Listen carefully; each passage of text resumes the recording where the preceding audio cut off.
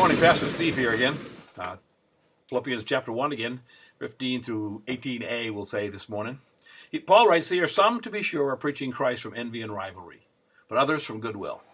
The latter do so from love, because they know that I am placed here for the defense of the gospel.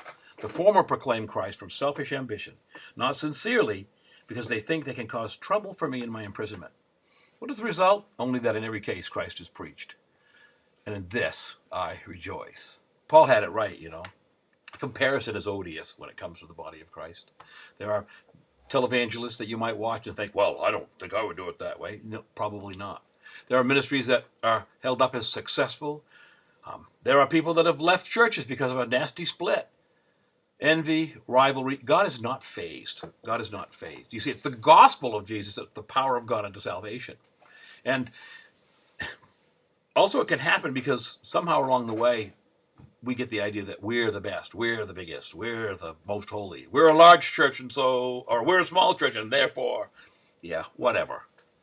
There are also methods of presenting the gospel, you know, the Romans Road, the Thessalonians Turnpike, you know, Corinthians Causeway, whatever. There are methods, and they're all good, and they work for the people that God has called to them. But they're not all that works. Your method isn't all that works. Instead, rejoice that Christ is preached. She had been coming to our church for a while. She lived in the low-income housing. She was a lovely girl.